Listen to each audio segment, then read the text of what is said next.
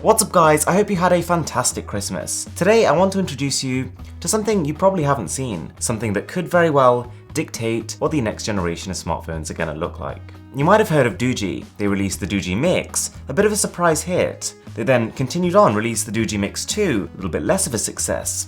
And in a bit of an effort to probably redeem the Doogee Mix 2, they've released this. Now this is a render of what the company claims is the future of smartphones, or at least the model that they'll be applying to create one of their upcoming devices. What we are talking about here is a smartphone for which almost the entire front of the device is covered in display, for which the bezels running around all four sides have been slimmed down to almost non-existence. You're probably thinking, we've seen a lot of phones that already look something like this. We've seen a lot of these mix-themed devices which have characteristically small bezels around the sides, but all of these phones have shared one common trend, which has now been removed, and that is that giant chin at the bottom of the phone. Once that has been removed, what we are looking at here is potentially 90% to 95% screen to body ratio. But it comes with some interesting implications. To achieve this, the phone has had to become a dual layer sandwich, where the earpiece, the proximity sensor, and what appears to be a dual front-facing camera have to be hidden in the rear back piece of the phone, which can be slid up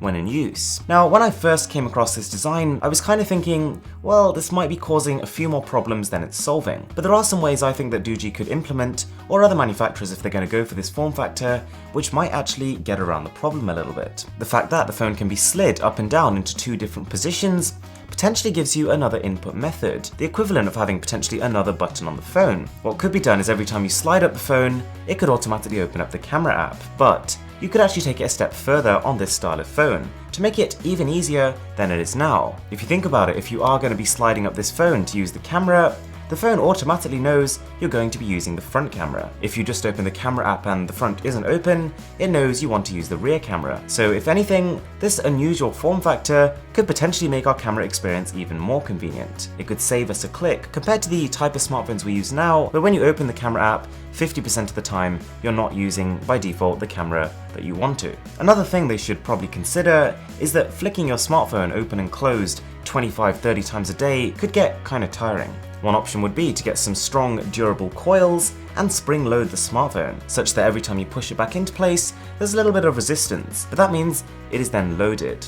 The springs will be compressed so that if you then press a release switch on the side of the phone, every time you want the phone to flick up, it'll do so automatically and effortlessly.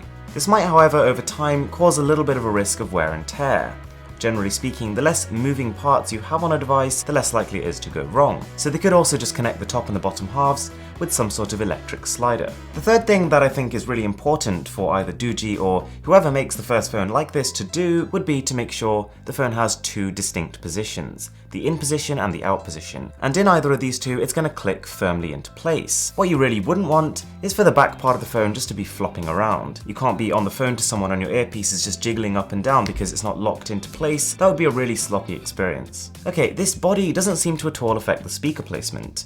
The fingerprint scanner can just be placed on the rear like it is on maybe 30-40% of phones, and that is also fine by me as long as it's well highlighted. What it might add though is thickness. Now technically speaking, if this phone was designed 100% efficiently, if there was no spare space between the components, if the battery was no thicker than 4mm and could fit into the rear half of the phone, this phone could be no thicker than 8mm. More than likely though, because this smartphone has to be designed so that no matter which position it's in, all connections remain in place, there is likely to be a bit of inefficiency, a bit of empty space, especially because this is a first gen model. So we could be looking at about 10mm of thickness. Not the end of the world. Alright, so that is pretty exciting stuff. This design seems like a pretty good intermediate step before we have perhaps cameras underneath the front display, 100% screen to body ratios, and earpieces embedded in the frame around the phone. We could very well be seeing phones with this body by mid-2018. That's not a long way away. Before we round things off, it is worth saying Doogee isn't the most credible company out there.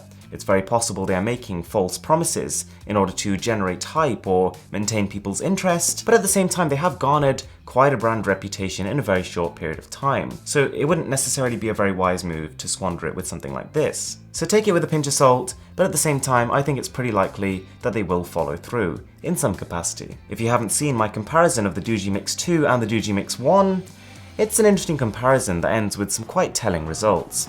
So do check that out, I'll leave it as a card above. And if you're not already subscribed, it would mean so much to me if you could smash that subscribe button down below. With that being said, my name is Aaron, this is Mr. Who's the Boss, and I'm signing out.